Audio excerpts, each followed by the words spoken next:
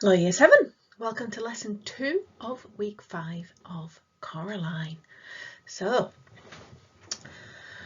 you know the deal and you know the reminder. This time it is from our favourite villain, the other mother. Remember to hand in your work, whether at the end of this lesson or whether at the end of the week. So, let's go. Today's title and today's date, please. Make sure you underline it carefully and write it neatly.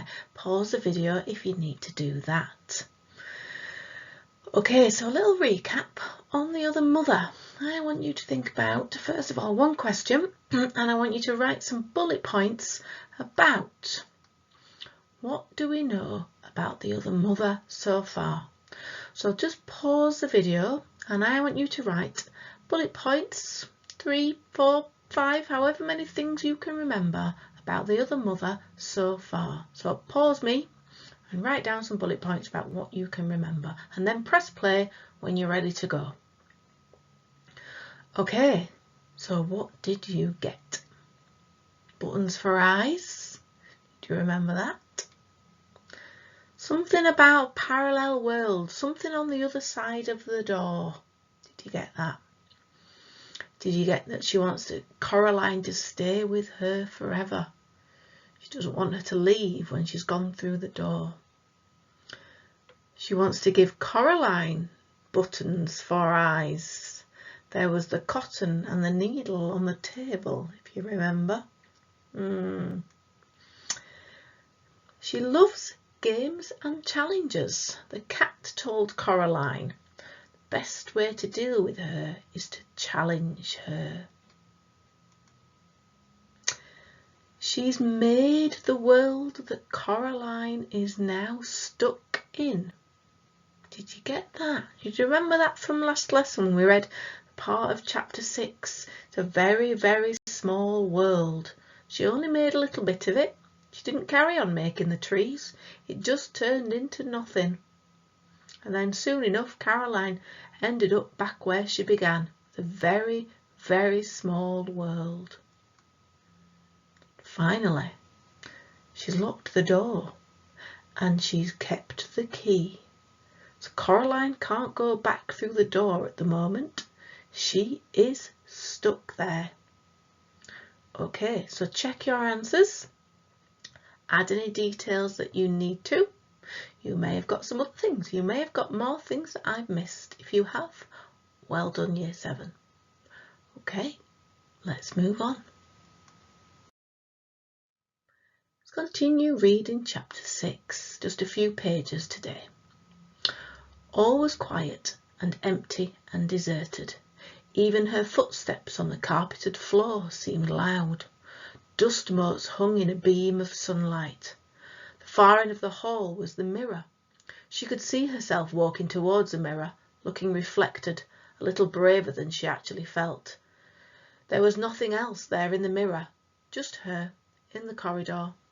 A hand touched her shoulder. She looked up. The other mother stared down at Coraline with big, black, button eyes. "Coraline, my darling," she said. "Thought we could play some games together this morning now you're back from your walk. Hopscotch, Monopoly, happy families." "You weren't in the mirror," said Coraline. The other mother smiled. "Mirrors," she said, "are never to be trusted. Now, what game shall we play?" Coraline shook her head. "I don't want to play with you," she said. "I want to go home and be with my real parents. I want you to let them go, to let us all go." The other mother shook her head very slowly. "Sharper than a serpent's tooth," she said, "is a daughter's ingratitude. Still, the proudest spirit can be broken with love." And her long white fingers waggled and caressed the air. "I have no plans to love you," said Coraline. "No matter what, you can't make me love you." "Let's talk about it," said the other mother, and she turned and walked into the sitting room. Coraline followed her. The other mother sat down on the big sofa.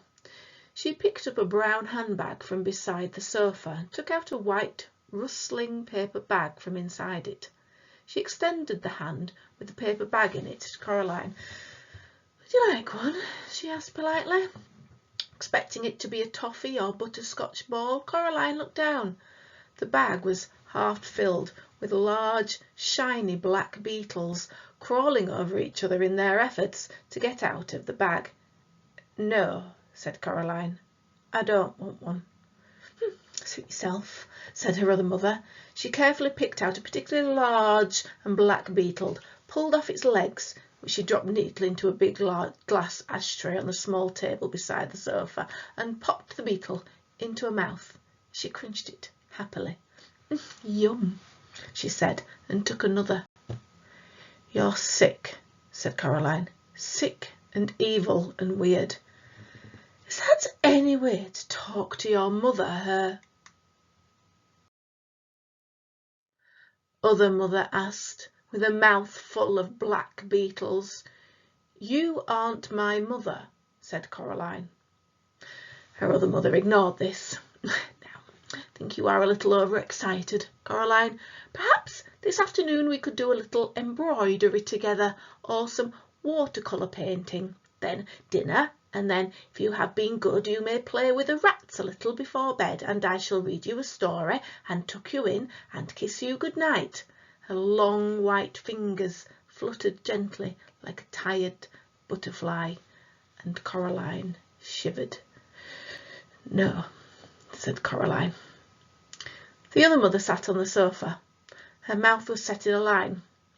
Her lips were pursed. She popped another black beetle into her mouth, and then another, like someone with a bag of chocolate-covered raisins.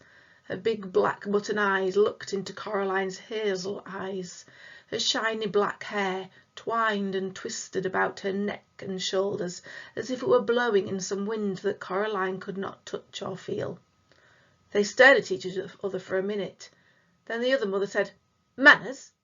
She folded the white paper bag carefully so no beetles could escape. She placed it back in the shopping bag. Then she stood up and up and up. She seemed taller than Coraline remembered. She reached into her apron pocket and pulled out first the black door key, which she frowned at and tossed into her handbag, then a tiny silver-coloured key. She held it up triumphantly. "There we are," she said. "This is for you, Coraline, for your own good, because I love you, to teach you manners. Manners maketh man, after all." She pulled Coraline back into the hallway and advanced upon the mirror at the end of the hall. Then she pushed the tiny key into the fabric of the mirror and she twisted it. The mirror opened like a door, revealing a dark space behind it. "You may come out when you've learned some manners," said the other mother, "and when you're ready to be a loving daughter." She picked Coraline up and pushed her into the dim space behind the mirror. A fragment of beetle was sticking to her lower lip, and there was no expression at all in her black button eyes. Then she swung the mirror door closed and left Coraline in the darkness.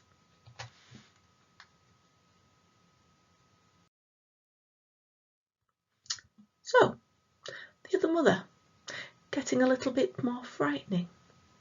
There are 5 questions on the screen, and I'd like you to think about how you might answer them. So I'm going to read them through to you first of all. How does the way she speaks to Coraline seem frightening? She's not saying very horrible things to her, is she? So how might that be frightening? Then the second question. She's not seen in the mirror. When she stood with Coraline, Coraline looks in the mirror and she can't see her. So why is that frightening? Think about things that you might not be able to see in a mirror, and why is that frightening? Okay, third question. Think about the way she eats the beetles.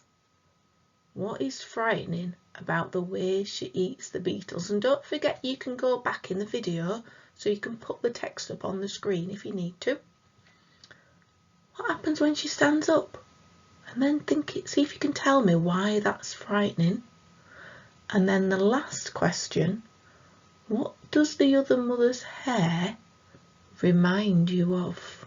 Okay, I want you to pause the video you hear Year 7, and I want you to see if you can write a sentence or two for each of those questions. So pause me, and if you need to go back to the text to help you answer them, you can do that with the video. Okay, so pause me and off you go. Right, what did we get then for these questions? So, question number 1. How does the way she speaks to Coraline seem frightening? What did I think? What did you think? She seems too polite. She's very polite. It's like she's trying too hard. It makes her seem frightening, like she's trying to trick or trap Coraline. So if Coraline thinks she's really nice, she'll do what she wants. But she's obviously not very nice, is she? Okay, so you can adjust your answer if you want. You can see if you've got anything similar to me. Why is it frightening that she wasn't in the mirror? What kind of things aren't you supposed to be able to see in mirrors? Did you get that? It's like the supernatural. We've mentioned that word before, haven't we, in lesson? So it makes her seem supernatural. If she's not in the mirror, it makes her appear like she isn't really there. Then if she's not really there, how's Coraline going to fight her? Can't fight something that's not there. Can't get rid of something that's not there. Third question. What happened there? They're alive. What is particularly frightening about the way she eats the beetles? I think the way she chooses the plumpest beetle. She goes for the fattest beetle, doesn't she? I'll have that one. She knows the one she wants best. Pulls off its legs first. That's frightening. It's like she wants to torture it first before she eats it. And then she crunches them like she likes the noise it makes when she eats it. She really enjoys eating those beetles. And I think she wants to frighten Coraline. I think she particularly thinks, Coraline will be frightened by these. I want to maybe try and frighten her by eating these beetles, and also by making that noise, by pulling those legs off. That's going to just make me that little bit more frightening in that special way. Okay. What happened when she stood up? Did she just stand up? Or did she stand up and up and up and up? So she was getting taller and taller and taller and taller. So she was getting more and more and more frightening. It's like her powers and her strengths are getting bigger and bigger. And you can just imagine her looming over Coraline like a big villain. Okay. The last question. Now, it's a special one, this one. I'm going to go on to another screen for this. Did you get what her hair reminds you of?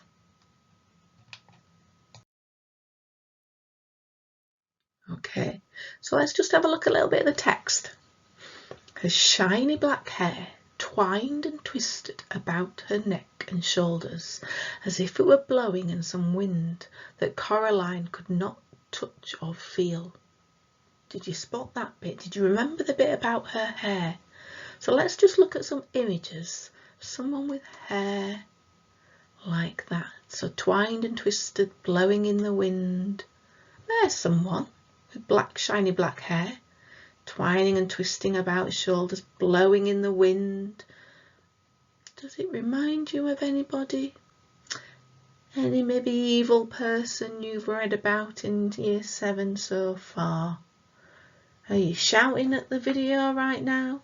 Are you telling me who you might think it could be? A particular villain you've read about in Year 7? Are you ready? The answer's coming up in 3, 2, 1. Is that who you thought of? Do you know what the name is? Begins with an M.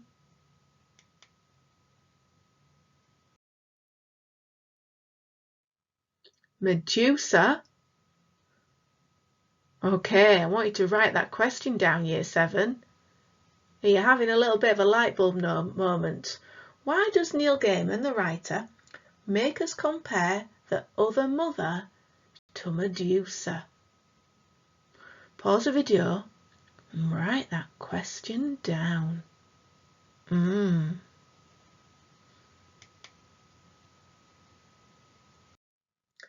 Okay, so just before we answer that question, let's just make sure we understand who Medusa is.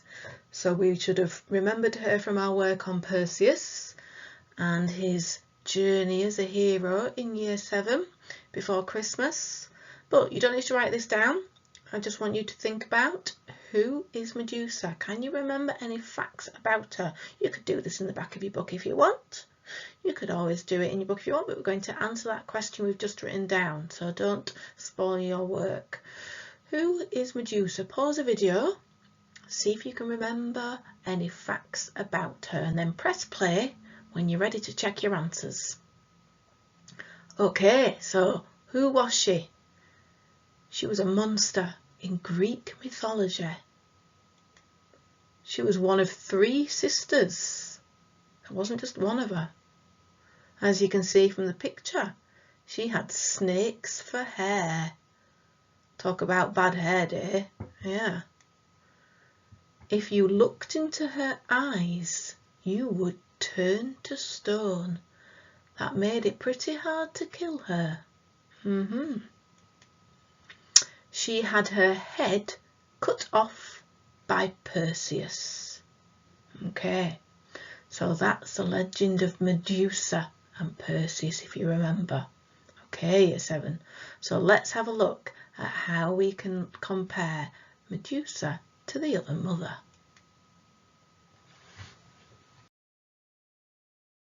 Okay, so we've got the other mother and we've got Medusa. And I'm going to bring up some sentence starts that I want you to use to try and compare how they are similar. So we've got the other mother is similar to Medusa because I think Neil Gaiman wants us to think of Medusa because if the other mother is like Medusa, this might make us think Coraline is, and this will then make us think. So what I want you to think about Medusa is the villain that gets defeated by Perseus on his hero's journey. Okay, real evil person. And if with the hair description Neil Gaiman's trying to get us to think that the other mother is like her, what's the similarity? What are they similarly like? Okay, why does he want us to think about that? What does he want us to think this story is going to be like? So if the other mother is like Medusa, what is it making us think Coraline is going to be like? And then what can predict is going to happen? What is this story going to be like? Okay, I'm not going to bring up my answer because I want us to see what you can come up with. These are your ideas, so don't need to be influenced by my ideas this time. Okay, so I want you to complete this work and I want you to upload your work and attach it to the assignment so we can see what you're doing, Year 7. Okay, well done for all your hard work this lesson. I hope you enjoyed it and I hope you look forward to the next lesson, lesson 3 of week 5.